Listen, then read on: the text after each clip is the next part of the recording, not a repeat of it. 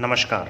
आज अपने कक्षा 10 के सामाजिक अध्ययन के छठे अध्याय केंद्र सरकार जो है उसमें अपने एक अध्ययन बिंदु प्रधानमंत्री और मंत्री परिषद, इस पे जो है अपने अध्ययन करेंगे।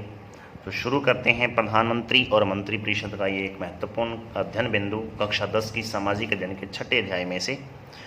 तो इसमें जो है कुछ एक अनुच्छेद हैं जो बहुत महत्वपूर्ण है अपने लिए कक्षा 10 के लिहाज से, और उनमें से है एक महत्वपूर्ण अनुच्छेद है अनुच्छेद 74, अनुच्छेद 74। इसमें क्या लिखा गया है कि राष्ट्रपति की सहायता के लिए मंत्री परिषद का गठन होगा, यानी मंत्री परिषद होगी, और इसका प्रधान कौन होगा जी? प्रधानमंत्री। यानी राष्ट्रपति की सलाह के लिए, उसकी सहायता के लिए जो एक प्रकार से क्या है कि मंत्री परिषद का गठन किया जाएगा, और इस मंत्री परिषद का जो प्रधान नेता होता है वो कौन होगा? प्रधानमंत्री होगा। उसके बाद में मंत्री परिषद का सदस्य किस तरीके से बन सकते हैं कोई व्यक्ति, तो उसके लिए प्रोसीजर ये है कि संसद में मंत्रियों की कुल संख्या, यानी संसद में जो मंत्रियों की जो कुल संख्या है वो कुल सदस्य संख्या का 1/15 भाग अर्थात 15% हो सकती है, इससे ज़्यादा नहीं हो सकती। इसका मतलब ये है कि वर्तमान में लोकसभा कुल सदस्यों की संख्या, यहाँ पे लोकसभा के सदस्यों की संख्या की बात कर रहा है, क्योंकि 543 निर्वाचित और 2 मनोनीत, टोटल 545 सदस्य होते हैं। उन 545 सदस्यों का 1/15वां भाग अर्थात 15% सदस्य जो है लोकसभा के जो है वो मंत्री परिषद के सदस्य बन सकते हैं, मतलब मंत्री बन सकते हैं, इससे ज़्यादा नहीं हो सकते।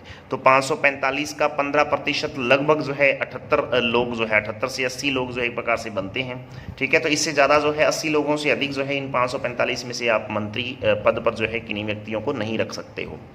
उसके बाद में यह है कि मंत्रियों की नियुक्ति प्रधानमंत्री की सलाह पर राष्ट्रपति द्वारा की जाती है। ये बहुत महत्वपूर्ण बात है। प्रधानमंत्री सलाह देगा और उसी की सलाह पर राष्ट्रपति द्वारा जो है मंत्रियों की नियुक्ति की जाती है। पीएम की सलाह पर अर्थात इसी प्रधानमंत्री की सलाह पर राष्ट्रपति द्वारा इन मंत्रियों को हटाया भी जा सकता है, यानी इनको पदच्युत भी किया जा सकता है, बिल्कुल जो है बिना किसी जो है एक प्रकार से कार्यवाही के, यानी कोई बहुमत की आवश्यकता नहीं है। यहाँ पे प्रधानमंत्री की सलाह से उसको नियुक्त किया जाएगा मंत्री को, और प्रधानमंत्री की सलाह से ही राष्ट्रपति द्वारा उसको पद से हटा दिया जाएगा। मंत्रिपरिषद के सदस्यों को शपथ दिलवाने का जो काम है वो राष्ट्रपति द्वारा किया जाता है, ये भी बहुत महत्वपूर्ण बात है।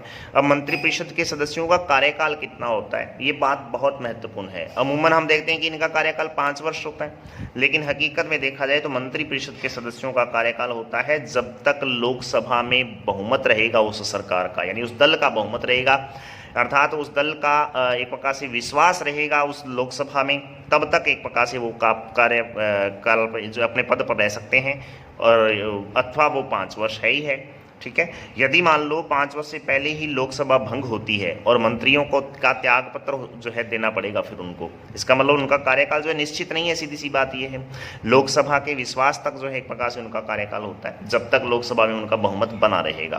तो बहुत महत्वपूर्ण बात है ये। पेपर में इसी तरीके से लिखेंगे कि कार्यकाल कितना होता है लोकसभा के सदस्यों का, तो लिखेंगे लोकसभा सदस्य के जो लोकसभा के विश्वास तक या फिर 5 वर्ष, यही एक प्रकार से क्या है कि मंत्रिपरिषद के सदस्यों का कार्यकाल होता है। उसके बारे में बात आती है कि मंत्रिपरिषद सामूहिक रूप से संसद, खास तौर पे लोकसभा, संसद का एक महत्वपूर्ण सदन है लोकसभा, तो मंत्रिपरिषद सामूहिक रूप से लोकसभा के प्रति उत्तरदायी होती है, ये बहुत महत्वपूर्ण बात है। और इस लोकसभा के अंतर्गत जो मंत्रिपरिषद बनाई गई है उस मंत्रिपरिषद में अमूमन तो तीन ही प्रकार के मंत्री होते हैं। चौथे प्रकार के ये जो संसदीय सचिव है ये कई बार नियुक्त कर दिए जाते हैं, इसलिए अपने जो है इसको 4 मंत्री भी पढ़ सकते हैं कि 4 प्रकार के मंत्री होते हैं। वैसे अमूमन देखा जाए तो मंत्रिपरिषद के सदस्यों की संख्या वास्तव में जो है 3 ही प्रकार के मंत्री होते हैं, ये ध्यान रखेंगे। कौन कौन से मंत्री होते हैं वो 3, और चौथा सदस्य जो बाद में अपने जोड़ दिया गया है। हालांकि ये मंत्रिपरिषद में इनको जो है प्रकार से संविधान के अंतर्गत मान्यता नहीं है इनकी, लेकिन फिर भी कहीं ना कहीं इनको जो है अमूमन अपने देखते हैं कि इनको नियुक्त किया जाता है, इनको मनोनीत, इनको जो है एक प्रकार से शपथ दिलवाई जाती है संसदीय सचिव के तौर पे। तो क्या होते हैं ये सारे के सारे, कौन कौन से मंत्री होते हैं? तो 4 प्रकार के मंत्रियों की बात की है। सबसे पहली बात आती है कैबिनेट स्तर के मंत्री, जो पूरे की पूरी मंत्रिपरिषद के बिल्कुल बीचों बीच मंत्रिमंडल के सदस्य होते हैं, ये वो सदस्य हैं जो अपने जो है विभाग के सर्वे सर्वा हैं, अपने विभाग के सबसे महत्वपूर्ण जो है पदाधिकारी हैं ये भारत सरकार के अंतर्गत देखा जाए तो। इसका मतलब ये होगा कि कैबिनेट यानी क्रोड है पूरी की पूरी सरकार का। इसमें 7 से 8 मंत्री होते हैं और ये प्रधानमंत्री सहित मंत्रिमंडल का निर्माण करते हैं। अब इन 7 से 8 लोगों को मंत्रिमंडल कहा जाएगा। मंत्रिपरिषद अलग चीज़ है, मंत्रिमंडल अलग चीज़ है। मंत्रिपरिषद में वो 15% सदस्य टोटल का, और मंत्री परिषद के अंदर ही कौन सी चीज होगी, मंत्रिमंडल होगी। ये लगभग 7 से 8 सदस्य होते हैं, ठीक है, फिक्स नहीं है, 7 से 8, 5 भी हो सकते हैं, 6 भी हो सकते हैं, 7 भी हो सकते हैं। कौन कौन से सदस्य होते हैं इसमें?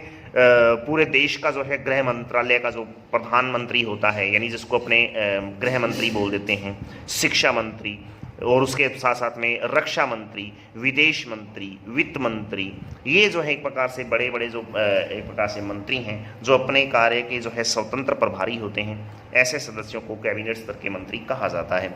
इसके अलावा राज्य मंत्री हैं जो स्वतंत्र प्रभार के अंतर्गत आते हैं। फिर उप मंत्री आते हैं जो इन्हीं राज्य मंत्रियों की सहायता करते हैं, और उसके बाद में संसदीय सचिव हैं जो इन उप मंत्री और राज्य मंत्रियों की एक प्रकार से सहायता करते हैं। तो टोटल 4 प्रकार के मंत्री हो गए। पहले प्रकार के मंत्री कैबिनेट स्तर के मंत्री जो मंत्रिमंडल के सदस्य हैं, दूसरे राज्य मंत्री जो स्वतंत्र प्रभार के अंतर्गत आते हैं, तीसरे उप मंत्री जो राज्य मंत्रियों की सहायता करते हैं, और चौथे अमूमन वैसे संसद में या संविधान में इनका वर्णन नहीं है लेकिन फिर भी इनको चुना जाता है, तो वो आते हैं कौन से, संसदीय सचिव। तो वैसे आप 3 तरीके के मंत्रियों को जो है याद रखेंगे। संसदीय सचिव यदि आप छोड़ भी देते हैं तो कोई दिक्कत नहीं है। उसके बारे में बात आती है अनुच्छेद 75 की। क्या कहता है ये? राष्ट्रपति मंत्री परिषद के मुखिया के रूप में प्रधानमंत्री की नियुक्ति करता है। अब मंत्री परिषद का वर्णन जो है वो अनुच्छेद 74 में है, और प्रधानमंत्री की नियुक्ति का जो प्रावधान है वो अनुच्छेद 75 में दे रखा है। तो राष्ट्रपति द्वारा जो है मंत्री परिषद का जो मुखिया होता है, उस मुखिया के रूप में प्रधानमंत्री की नियुक्ति करता है। अब इसकी योग्यता क्या है? वो भारत का नागरिक होगा, लोकसभा का सदस्य बनने की योग्यता रखता होगा, ठीक है, और दिवालिया पागल नहीं होगा। ये सारी चीज़ें तो है ही हैं। इसके अलावा जो है खास बात आती है कि उसकी आयु कम से कम 25 वर्ष होना ज़रूरी है, क्योंकि लोकसभा के सदस्यों की जो न्यूनतम आयु है वो 25 वर्ष है। तो लोकसभा का सदस्य बनने की योग्यता तो यही है कि 25 वर्ष तक उसकी आयु होनी जरूरी है। ये उसकी महत्वपूर्ण योग्यता है जो याद रखनी है। उसको शपथ दिलवाने का काम राष्ट्रपति द्वारा किया जाता है, ये है ही, राष्ट्रपति उसको शपथ दिलवाएगा, याद रखेंगे इसको। उसके बारे में उसका कार्यकाल कितना होता है? तो कार्यकाल सेम ही है, जितना मंत्रिपरिषद का कार्यकाल है उतना ही उसका होगा। तो मंत्रिपरिषद का कार्यकाल कितना था? लोकसभा के विश्वास तक। तो फिर प्रधानमंत्री का कार्यकाल भी कितना होगा? लोकसभा के विश्वास तक। और यदि लोकसभा का विश्वास पूरा बना रहता है तो फिर वो कितने साल तक रहेगा? 5 वर्ष तक जो है मंत्रिपरिषद का जो है प्रकार से मुखिया के तौर पे प्रधानमंत्री पद पर वो विराजमान रहेगा। उसके बारे में यदि मान लो प्रधानमंत्री अपना त्याग पत्र देना चाहे तो क्या होगा? तो त्याग पत्र वो किसको देगा? राष्ट्रपति को अपना त्याग पत्र सौंपता है। लोकसभा के सदस्यों द्वारा अविश्वास प्रस्ताव द्वारा उसको हटाया भी जा सकता है। लोकसभा के सदस्य जो है अविश्वास प्रस्ताव द्वारा जो है एक प्रकार से राष्ट्रपति को पद से हटा सकते हैं। उसका वेतन कितना होता है? तो 50,000 रुपये जो है आयकर सहित मासिक वेतन उसका होता है। प्रधानमंत्री का वेतन जो है 50,000 रुपये है, और वो उसके ऊपर टैक्स लगेगा नहीं, आयकर सहित जो है एक प्रकार से 50,000 रुपये जो है उसका वेतन होता है। ये नॉर्मल एक प्रकार से जो है पे है जो प्रधानमंत्री को प्राप्त होती है। प्रधानमंत्री संघीय कार्यपालिका का वास्तविक प्रधान होता है, क्योंकि संवैधानिक प्रधान अपने पिछले टॉपिक में जो है से राष्ट्रपति को पढ़ गए हैं कि भारत की संसद का संवैधानिक प्रधान या जो कार्यपालिका का जो संवैधानिक प्रधान है वो राष्ट्रपति है। संविधान के अनुसार प्रधान राष्ट्रपति, लेकिन वास्तविक तौर पे देखा जाए तो प्रधान कौन होता है? प्रधानमंत्री होता है। इसलिए भारतीय कार्यपालिका का या संघीय कार्यपालिका का वास्तविक प्रधान प्रधानमंत्री होता है, वास्तविक मुखिया प्रधानमंत्री ही होता है, ये याद रखेंगे। इसके अलावा जो है खास बात ये है अनुच्छेद जो है 76 की अनुच्छेद 76, जिसमें महान्यायवादी अर्थात अटॉर्नी जनरल जो एक शब्द है जो बहुत ही महत्वपूर्ण है, उसकी नियुक्ति का जो है प्रावधान आता है। ये राष्ट्रपति द्वारा जो है एक प्रकार से नियुक्त होता है। कौन होता है ये? तो सीधी सी बात है, जिस तरीके से अपने राज्यों के अंदर जो पंचायतों का गठन किया गया है, उन पंचायतों के अंदर जो आपके ग्राम सेवक होते हैं, जिसको अपने सेक्रेटरी एक प्रकार से आम भाषा में बोल देते हैं, ग्राम सेवक या ग्राम सचिव, जो राज्य सरकार द्वारा एक प्रकार से किसी परीक्षा को पास करके, किसी योग्यताधारी परीक्षा को पास करके और फिर जो एक प्रकार से एक सरकारी पदाधिकारी के तौर पे जो व्यक्ति नियुक्त होता है उसको अपने ग्राम सेवक बोल देते हैं। इसी तरीके से पूरे देश की महापंचायत कौन है? संसद। तो संसद में सरकार द्वारा जो नियुक्त एक सरकारी पदाधिकारी जो होता है वो क्या कहलाता है? महान्यायवादी कहलाता है। उसको इंग्लिश में अटॉर्नी जनरल के नाम से भी जाना जाता है। अनुच्छेद 76 के अनुसार जो है इसकी नियुक्ति की जाती है, राष्ट्रपति द्वारा इसकी नियुक्ति होती है। योग्यता इसकी ये है कि 5 वर्ष तक वो कम से कम न्यायाधीश के पद पर रह चुका हो, कम से कम, यानी किसी उच्च न्यायालय या उच्चतम न्यायालय में 5 वर्ष तक के लिए जो है प्रकार से क्या है कि वो न्यायाधीश यानी जज के तौर पर रह चुका हो, या फिर कम से कम किसी उच्चतम न्यायालय में 10 वर्ष तक जो है वो वकील रह चुका हो। तो ऐसे व्यक्ति को जो है प्रकार से महान्यायवादी की जो है नियुक्त किया जाता है। उसके बारे में बात आती है, संसद के किसी भी सदन में भाग वो ले सकता है लेकिन मतदान नहीं कर सकता। संसद के लोकसभा राज्यसभा दोनों में से किसी में भी भाग लेगा वो, लेकिन याद रखेंगे कि वो मतदान का अधिकारी नहीं होता है, मतदान नहीं कर सकता है। तो ये बहुत महत्वपूर्ण है अनुच्छेद 76, इसको अच्छी तरह से याद करेंगे।